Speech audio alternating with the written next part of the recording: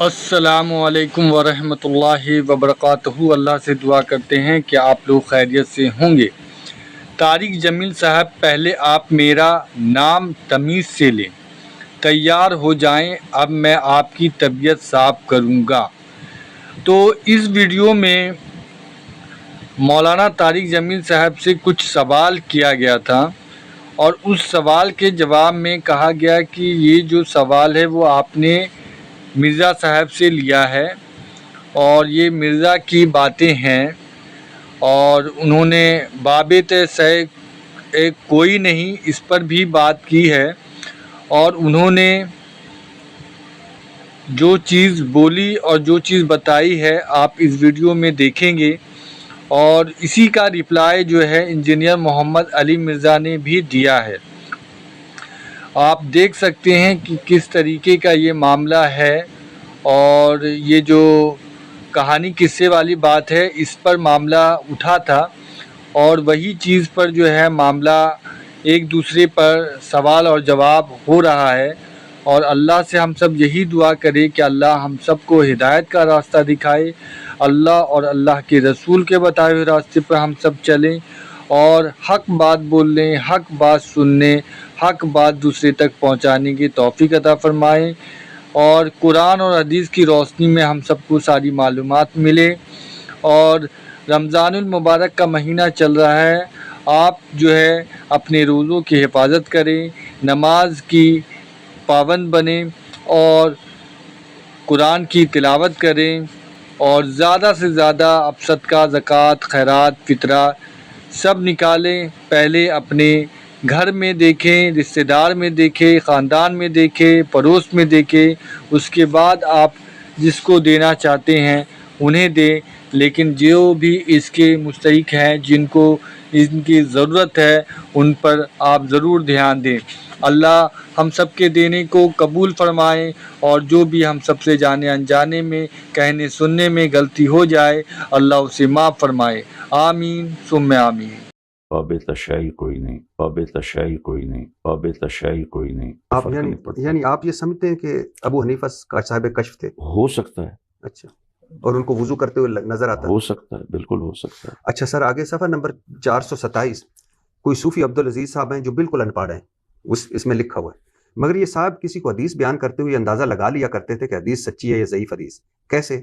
For example جب وہ حدیث بیان کر رہا ہوتا تھا صوفی عبدالعزیز کو اس کے منہ سے نور نکلتے نظر آتا تھا کہ حدیث سچی ہے جھوٹی۔ اب مجھے یہ سمجھ نہیں آئی کہ صوفی ان پڑھ آدمی، صوفی صاحب کو نور کیسے نظر آئے کہ یہ حدیث نور نظر آتا ہے تو حدیث سچی، نور نظر آتا ہے تو حدیث غلط۔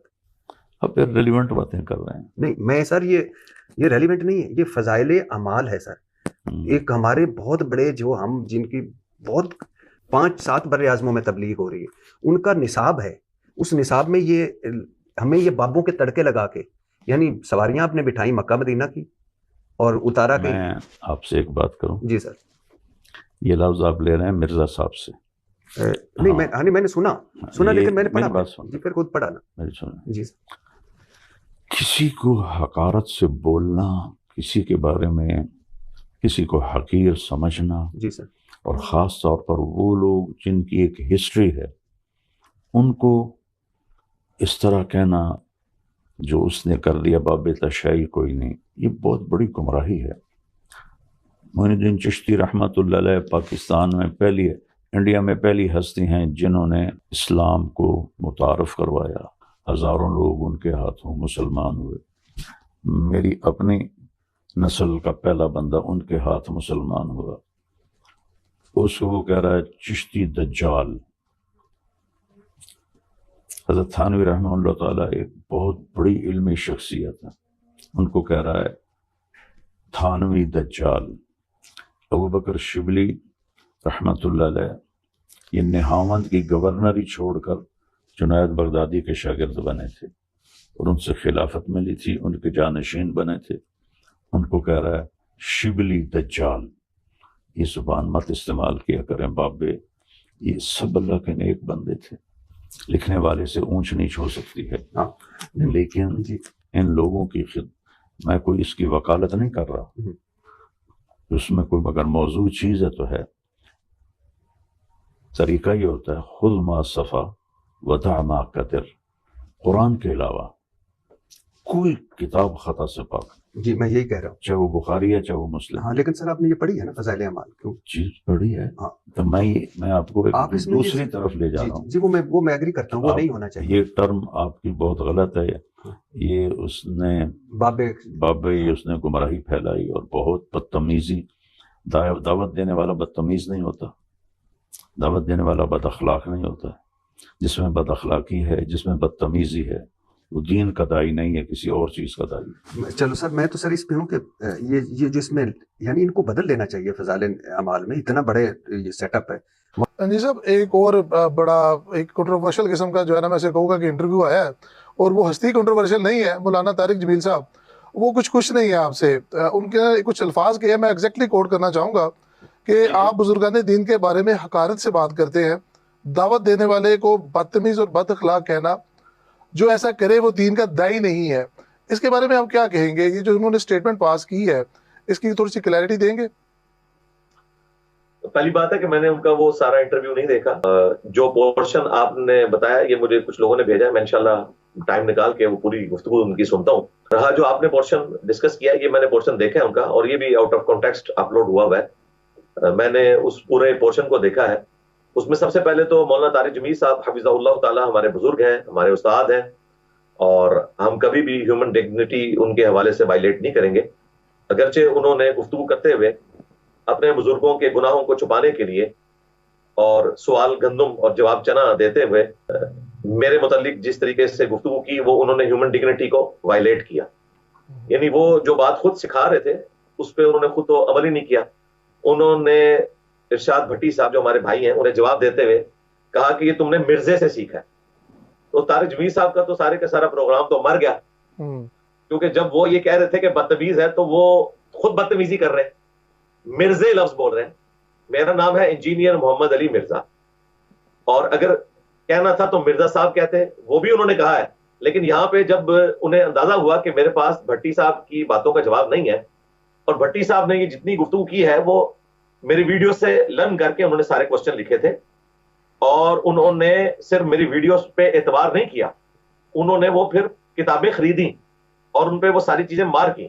طارق جمیل صاحب نے ایون اس پورشن میں یہ بھی کہا کہ آپ جو کچھ کہہ رہے ہیں یہ فضائل اعمال میں نہیں لکھا. تو میں طارق جمیل صاحب سے عرض کروں گا کہ فضائل اعمال میں سب کچھ لکھا ہوا ہے، یا تو آپ بھولے ہیں اور یا پھر آپ تبلیغی جماعت کے اس نصاب کی گمراہی کے اوپر پردہ ڈالنا چاہ رہے ہیں.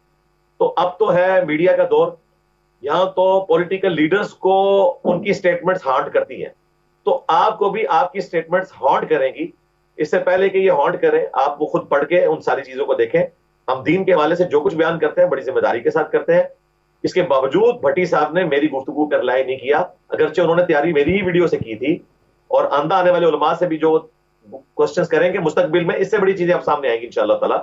بھٹی صاحب ہمارے لیے بہت بڑا ایسٹ ہے کہ انہوں نے ایٹ لیسٹ علماء سے جا کے بڑی دلیری سے یہ سوال پوچھا، اور اس کے بعد ایک ایک کر کے یہ سارے کے سارے علماء اپنے عقائد کے حوالے سے ایکسپوز ہوتے جائیں گے. تو میں دعوت توبہ ہی پیش کروں گا طارق جمیل صاحب کے اوپر کہ جو وہ درس مجھے دے رہے تھے صرف ایک دو ان کے مزاج کے خلاف باتیں پوچھنے کے اوپر انہوں نے مجھے مرزے کہنا شروع کر دیا. تو اس سے اندازہ ہو گیا. رہا جو بزرگوں سے متعلق، تو میں جو بابوں کے بارے میں بات کرتا ہوں پہلے تو اس کو کلیئر کر دیں طارق جمیل صاحب کے لیے آپ کے پلیٹ فارم سے کہ یہ بابے کی ٹرم میں نے ڈیوائز نہیں کی.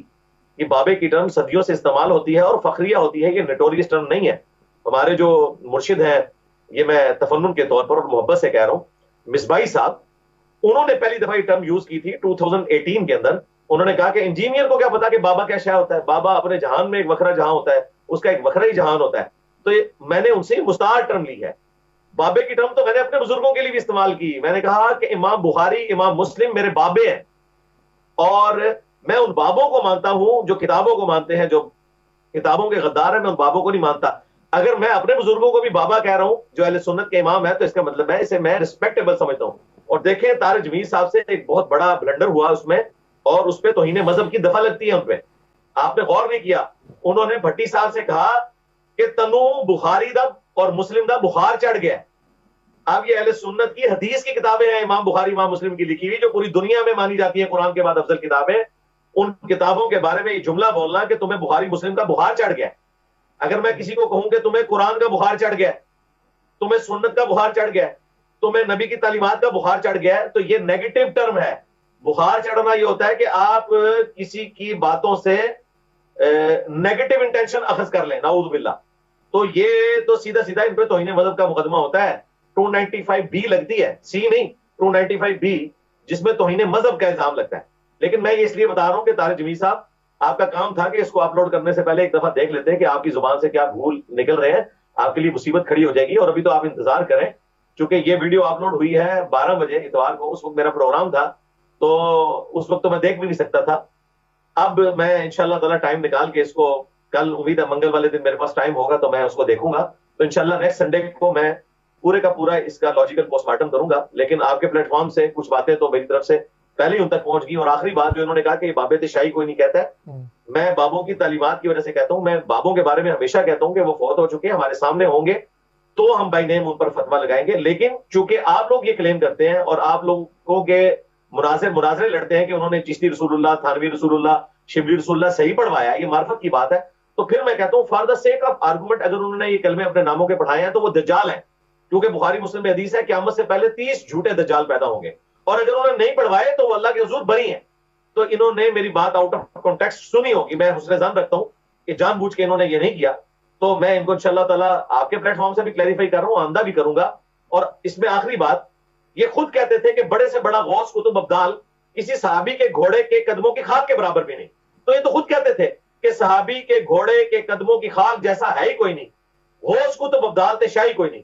یہ کہانی ابن کثیر ان کو بتا کے گیا، یہ کہانی عبداللہ ابن مبارک کی طرف انہوں نے منسوخ کی، یہ کہانی ان کو عبد القادر جیلانی نے بتائی. اس وقت ان کو خیال آیا کہ ایک مومن کسی صحابی کے گھوڑے کی خاک کیسے ہو سکتا ہے. ترمذی اور ابن ماجہ میں حدیث ہے کہ ایک عام مومن بھی اس کی حرمت کعبے سے بڑھ کر ہے. تو ایک مومن کیا کسی صحابی کے گھوڑے کے قدموں کی خاک ہو سکتا ہے؟ یہ بالکل جعلی بات ہے. تو میرا نعرہ تو اس سے سافٹ ہے. میں تو کہتا ہوں میرے نبی صاحب ہے ہی کوئی نہیں، تیرے بابے تشائی کوئی نہیں. ہم تو نبی الاسلام ورسز بابا لاتے ہیں، یہ تو بابوں کو گھوڑے یعنی جانوروں کے قدموں کی خاک کہتے تھے. تو ان کا نعرہ تو بڑا ان کو ہضم ہوئے میں تھا، میں نے تو ان کو ایکسپوز کر دیا الحمدللہ. جی صاحب، آپ کا جو طریقہ ہے بات کرنے کا نا، اس سے بہت سارے لوگوں کو نا اختلاف ہوتا ہے. آپ زیادہ بلنٹ ہیں. اگر میرے خیال میں، اور کچھ ہمارے ناظرین نے بھی یہ کہا کہ اگر تھوڑے سے دھیمے اور تھوڑا سا ذرا جسے کہہ سکتے ہیں نا کہ نرم و نازک طریقے سے اگر آپ بات کریں تو وہ ذرا بہتر طریقے سے پرسیو کی جاتی ہے. آپ بڑے بلنٹلی بولتے ہیں تو اس لیے اس کا ایک روڈ اور ایک نیگیٹو میننگ نکال دیا جاتا ہے. اس کے بارے میں کیا کہیں گے؟ پہلی بات یہ ہے کہ میں نے آپ کے اس پلیٹ فارم کے ذریعے اس رمضان مبارک میں ہر اس ٹاپک کے اوپر ڈسکشن کی ہے جو علماء کی بھی کمپیٹنسی نہیں ہے، چاہے وہ سیاست سے متعلق ہو، سوشل ویلیوز سے متعلق ہو، سوشل ایتھکس سے متعلق ہو، ڈومیسٹک وائلنس سے متعلق ہو. کہیں آپ نے میرا کوئی تند و تیز لہجہ دیکھا؟ کل کو آپ درود شریف کی مجلس کوئی رکھ لیں گے، فضائل پہ بات کریں گے تو آپ کو میرا لہجہ اسی طرح کا نظر آئے گا. تو بھائی یہ ریکوائرمنٹ ہے. اگر کوئی شخص رسول اللہ کی وہ ویڈیو نکالے صلی اللہ علیہ وآلہ وسلم جو میدان جنگ میں ہے، تو عام بندے پہ یہی امپریشن پڑے گا کہ یہ شخص ہر وقت تلوار اٹھا کے جو ہے میدان میں اترا رہتا ہے. نہیں بھائی، نبی الاسلام کی آئلی زندگی بھی ہے جس میں آپ اپنی بیویوں کے ساتھ اچھے طریقے سے ڈیلنگ کرتے ہیں، اپنے دوستوں کے ساتھ اچھے طریقے سے ڈیلنگ کرتے ہیں. تو ٹاپک ٹو ٹاپک ڈیپینڈ کرتا ہے. جس ٹاپک پہ میں بول رہا ہوں اس ٹاپک کے اوپر تو یہ لوگ بات ہی نہیں کرتے. اس ٹاپک کا تقاضا یہ ہے. اور پریکٹیکلی میں نے اس انداز کے ذریعے اللہ کا شکر ہے دنیا میں تبدیلی لا کے بتائی ہے. اگر یہ انداز میرا دنیا میں تبدیلی نہ لاتا تو آپ بات کرتے. آج 17 سال کی اس دعوت و تبلیغ کے بعد میں اعلانیہ یہ کہہ سکتا ہوں کہ اس وقت دنیا میں سب سے بڑا پلیٹ فارم اسلام کا وہ امام کعبہ کا نہیں ہے بھائی، وہ مولانا طارق جمیل کا نہیں ہے بھائی، وہ نعمان علی خان کا نہیں ہے بھائی، وہ مفتی طارق مسعود کا نہیں ہے بھائی، وہ ڈاکٹر ذاکر نائک کا بھائی نہیں ہے، نہ کسی انگلش اسپیکر کا، نہ کسی اردو کا. وہ پلیٹ فارم ہمارا ہے جس کی نہ کوئی چندہ بک، نہ کوئی مدرسہ، نہ کوئی فرقہ، نہ کوئی ٹیم، نہ کوئی ریسرچرز. ایک اکیلا بندہ سچائی کے ساتھ اٹھا ہے اور سب پہ چھا گیا. اور اس وقت آپ دیکھیں 8 چینلز کے اوپر میرے پروگرام پینل میں چل رہے ہیں. میں 1 روپیہ چارج نہیں کرتا اللہ کے فضل سے کسی چینل سے. تو یہ میری سچائی ہے الحمدللہ. اور آخری بات، اگر کوئی چاہتا ہے کہ کوئی اور انداز بھی ہے اس ٹاپک کو ایڈریس کرنے کا تو بھائی میدان کھلا ہے، آپ آئیں اور آپ اپنے انداز سے اس دعوت کو پھیلا کے بتائیں، پھر آپ ہمیں آ کے بتائیں. ہم کبھی کوئی ولگر بات نہیں کرتے، لیکن یہ انداز آنکھوں میں آنکھیں ڈال کے بات کرنے کا صرف انہی ٹاپکس کے اوپر ہے. جن ٹاپکس میں سافٹ چیزیں ہیں تو میری ویڈیوز ریکارڈ ہے الحمدللہ. اور اگر آج وہ دور ہے کہ جب کوئی بیٹا بھی اپنے باپ سے تلخ بات نہیں سنتا، تو یہ کیسی تلخ بات ہے کہ انجینئر سے ٹین ایجر سن کے متاثر ہو کر حق بات کو قبول کر رہے ہیں. وہ تو اپنے باپ کی طرف بات نہیں سنتے. تو یہ خاص ٹاپکس ہیں جن کی ریکوائرمنٹ ہوتی ہے. اگر کوئی سمجھتا ہے کہ وہ اچھے طریقے سے کر سکتا ہے تو وہ کرے. طارق جمیل صاحب ان ٹاپکس کے اوپر بات کر کے بتائیں. بھائی انہوں نے تو صرف ایک حدیث بیان کی تھی نا, تو مجھے خود انہوں نے بتایا مجھے قتل کی دھمکیاں ملی ہیں. من کنت مولاہ فہذا علی مولا, حدیث متواتر ہے کہ جس کا مولا میں اس کا مولا علی. یہ حدیث جامعہ ترمذی میں ہے, سنن نسائی الکبریٰ کے اندر موجود ہے, مسند احمد کے اندر موجود ہے, 22 کے قریب اس کے طرق موجود ہیں. اس حدیث کو بیان کرنے پر طارق جمیل صاحب کو سپاہی صحابہ والوں نے دھمکی دی کہ آپ نے یہ حدیث کیوں بیان کیا, یہ شیعہ کی سپورٹ میں ہے. بھائی آپ سنیوں کی سپورٹ میں سنیوں کی کتابوں سے حدیث بیان کریں جو شیعہ کے حق میں جاتی ہو, آپ کو قتل کی دھمکیاں ملیں, اس کے بعد آپ بولنا ہی چھوڑ دیں ان ٹاپکس کے اوپر. تو بھائی میں نے تو اللہ کے فضل سے شیطان کے ساتھ پنجہ آزمائی کی ہوئی ہے, اللہ کے فضل سے, لا حول ولا قوت الا باللہ. تو آپ یہ کام کر نہیں سکتے. ایک گولف کا پلیئر کرکٹ کے پلیئر کو نہیں کہہ سکتا کہ بھائی تم بھی میری طرح چھوٹا سا بال لے لو, اور بھائی تم کھیل رہے ہو گولف, میں کھیل رہا ہوں کرکٹ, اس میں بال جو ہے وہ ½ کلو کا ہی ہوگا.